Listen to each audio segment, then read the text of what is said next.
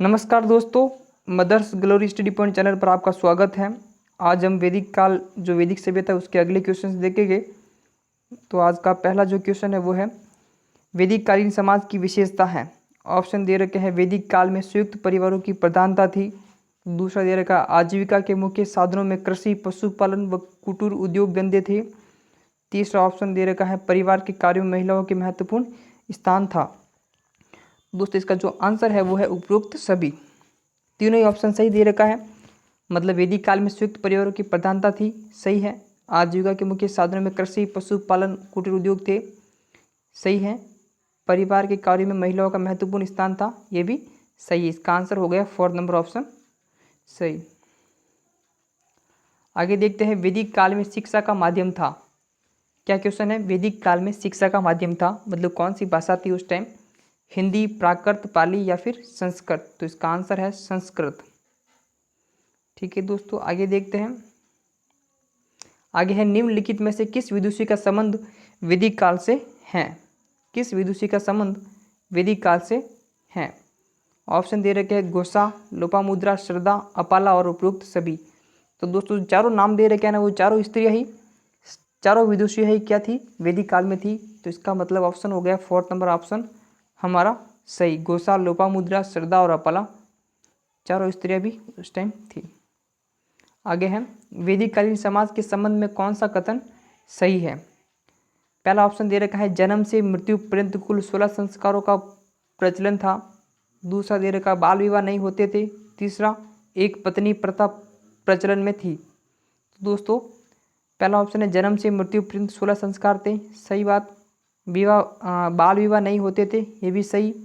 एक पत्नी प्रथा प्रचलन में थी, ये भी सही। तो उपरोक्त सभी कथन सत्य है। 4 नंबर ऑप्शन हमारा सही हो गया। आगे देखते हैं। आगे है वैदिक काल में आश्रम जीवन को कितने भागों में बांटा गया था? तो इसका दोस्तों आंसर जो है आप सभी लोग जानते होंगे। 4 नंबर ऑप्शन में सॉरी पहला ऑप्शन है कितने आश्रम थे? 4 आश्रम थे। ऑप्शन नंबर पहला आंसर 4 मतलब जो कितने आश्रम थे? तो 4 आश्रम थे। हम 4 आश्रमों के बारे में थोड़ा सा देख लेते हैं। आश्रम कौन कौन से हैं? ब्रह्मचर्य आश्रम पहला, दूसरा गृहस्थ आश्रम, तीसरा वानप्रस्थ आश्रम, चौथा संन्यास आश्रम। ब्रह्मचर्य जो आश्रम है दोस्तों वो 0 से लेकर 25 वर्ष की अवधि तक होता था। और इस टाइम मतलब जो व्यक्ति क्या करता है? विद्या अध्ययन करता था, शिक्षा वगैरह ग्रहण करता था। दूसरा है गृहस्थ आश्रम जो 25 से लेकर 50 वर्ष के मध्य था।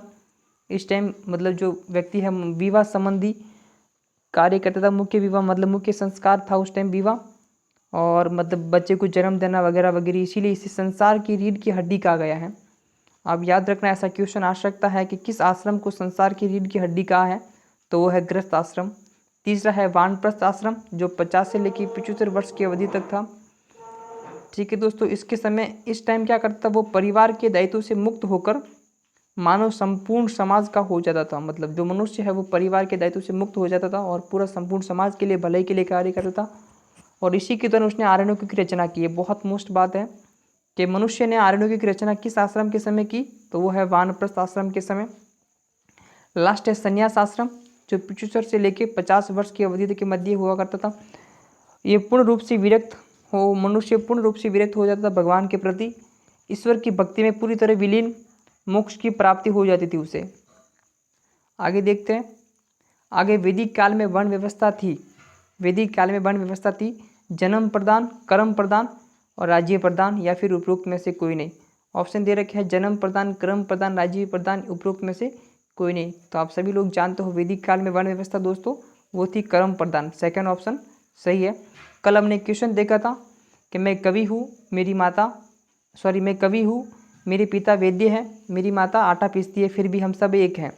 इसका मतलब ये मतलब बयां करती है मतलब ये कहावत कि उस टाइम जो वैदिक काल में जो वर्ण व्यवस्था थी वो जन्म प्रदान न होकर कैसी थी? कर्म प्रदान थी। आगे देखते हैं। आगे है कौन सा कथन सही है? वैदिक काल में कई ग्रामों के समूह को मिलाने पर विश्व नामक इकाई बनती थी जिसका अधिकारी विश्वपति कहलाता था।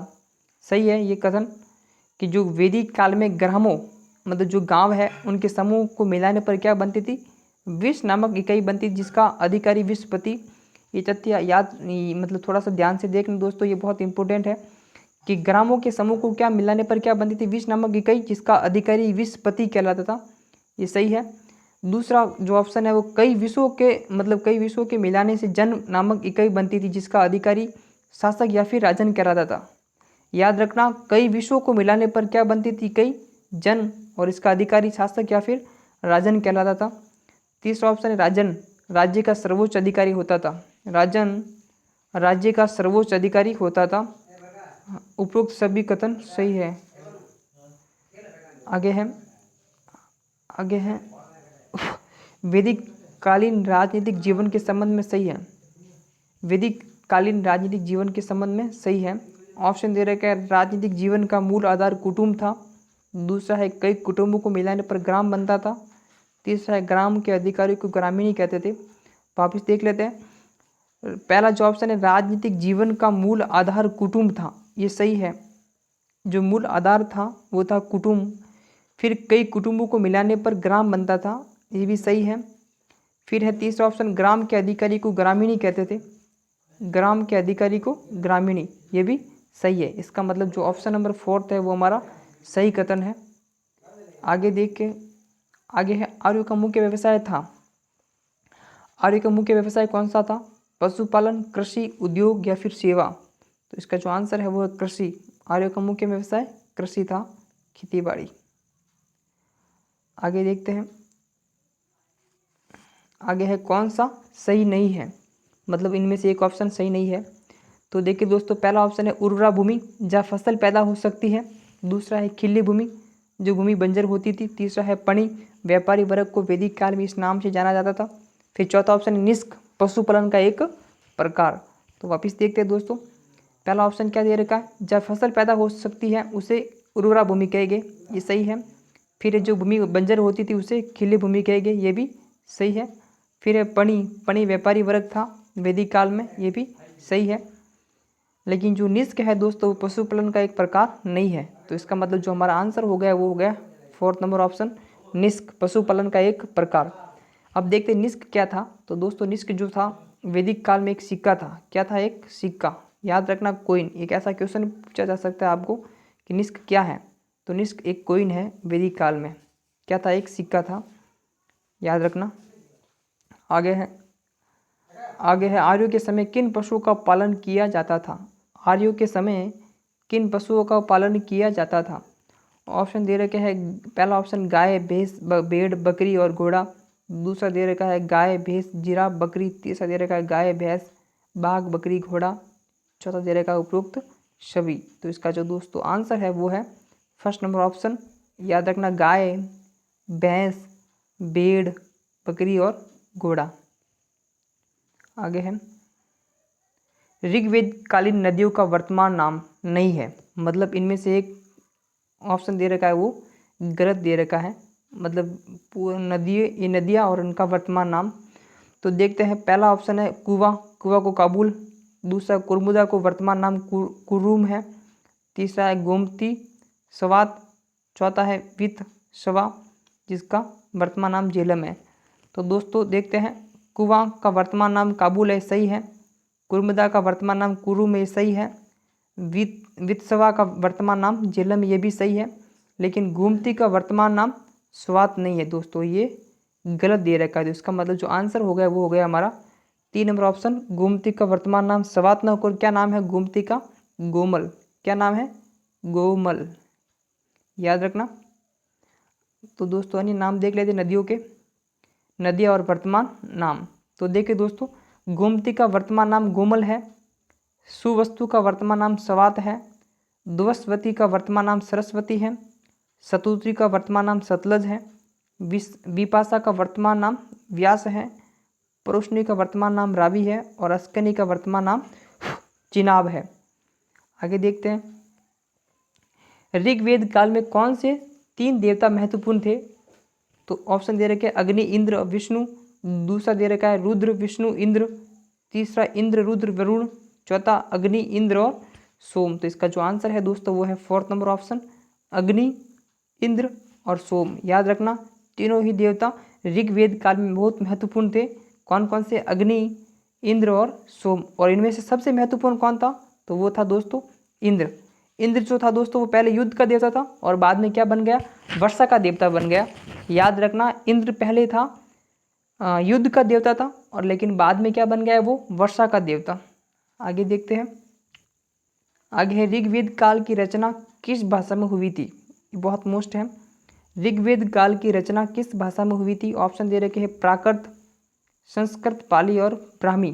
तो इसका जो आंसर है दोस्तों वो है संस्कृत। याद रखना, संस्कृत। नेक्स्ट है, ऋग्वेद काल में गंगा और यमुना नदी का कितनी बार उल्लेख हुआ है? बहुत ही मोस्ट क्वेश्चन। गंगा मतलब ऋग्वेद में गंगा नदी और यमुना नदी का कितनी बार उल्लेख हुआ है? ऑप्शन दे रखे हैं 12 बार, 1000 बार, 100 बार या फिर 1 बार। तो याद रखना, गंगा और यमुना नदी का ऋग्वेद काल में मात्र 1 बार उल्लेख मिलता है। कितनी बार? मात्र 1 बार। याद रखना, मात्र 1 बार उल्लेख मिलता है गंगा और यमुना नदी का। नेक्स्ट देखते हैं। नेक्स्ट है, वेदों की रचना का प्रारंभ लगभग कितने साल पहले हुआ था? वेदों की रचना का प्रारंभ लगभग कितने साल पहले हुआ था? ऑप्शन दे रखे हैं, पहला ऑप्शन है 2000 साल पहले, दूसरा दे रखा है 3500 साल पहले, तीसरा 4500 साल पहले, चौथा ऑप्शन है 6000 साल पहले। तो इसका जो आंसर है दोस्तों वो है 3500 साल पहले, यानी कि 3500 साल पहले वेदों की रचना का लगभग मतलब प्रारंभ हो चुका था। 3500 साल पहले। कितने साल पहले? 3500 साल पहले। आगे है, वेद के कितने भाग हैं? बहुत मोस्ट क्वेश्चन। वेद के कितने भाग हैं? ऑप्शन दे रखे 5, 4, 3 या फिर 2। तो इसका जो आंसर है दोस्तों वो है 4 भाग हैं। और कौन कौन से, उनकी भी हम चर्चा कर लेते हैं। तो वेद के भाग जो हैं दोस्तों वो पहला भाग है संहिता, दूसरा ब्राह्मण, आरण्यक, उपनिषद। तो याद रखना, वेद के 4 भाग हैं और चारों कौन कौन से हैं? पहला है संहिता, दूसरा ब्राह्मण, तीसरा आरण्यक, चौथा उपनिषद। नेक्स्ट है, वैदिक काल की परम विदुषी महिला थी। याद रखना, वैदिक काल की परम विदुषी महिला थी। ऑप्शन दे रखा है भारती, क्या क्या ऑप्शन है? भारती, अवंती, शकुंतला या फिर अपाला। तो दोस्तों इसका जो आंसर है वो है 4th नंबर ऑप्शन, अपाला, जो थी वैदिक काल की परम विदुषी महिला थी। याद रखना, अपाला। नेक्स्ट है, मैक्स मुलर इतिहास में प्रसिद्ध है, मतलब जो मैक्स मुलर है वो किसके लिए प्रसिद्ध है? पहला ऑप्शन दे रखा उपनिषद की रचना के लिए, दूसरा दे रखा पुराणों के अध्ययन के लिए, तीसरा वेदों के अध्ययन के लिए, चौथा है गीता के अध्ययन के लिए। तो जो दोस्तों मैक्स मुलर है वो प्रसिद्ध इसलिए है क्योंकि उसने वेदों के अध्ययन किया है। तो ऑप्शन हो गया ऑप्शन नंबर 3 है, वेदों के अध्ययन के लिए मैक्स मुलर प्रसिद्ध है।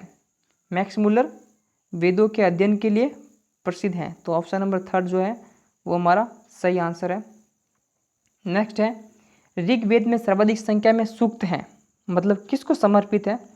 या फिर ऋग्वेद में सर्वाधिक संख्या में सूक्त किसके हैं? ऑप्शन दे रखे हैं अग्नि के विषय में, दूसरा दे रखा है वरुण के विषय में, तीसरा दे रखा है इंद्र के विषय में, चौथा दे रखा है सोम के विषय में। तो दोस्तों ऋग्वेद में सर्वाधिक जो सूक्त है दोस्तों वो है 3 नंबर ऑप्शन, इंद्र के विषय में सर्वाधिक सूक्त लिखे गए हैं। किसके विषय में? इंद्र के विषय में। याद रखना, इंद्र महत्वपूर्ण देवता था ऋग्वेद काल में। इंद्र जो है वो ऋग्वेद काल में सबसे महत्वपूर्ण देवता था। ठीक है दोस्तों, इसी के साथ धन्यवाद। आशा करता हूँ कि आपको क्वेश्चन समझ में आए होंगे। ठीक है दोस्तों, मेरे चैनल को लाइक, सब्सक्राइब और शेयर ज़रूर करें। इसी के साथ थैंक यू।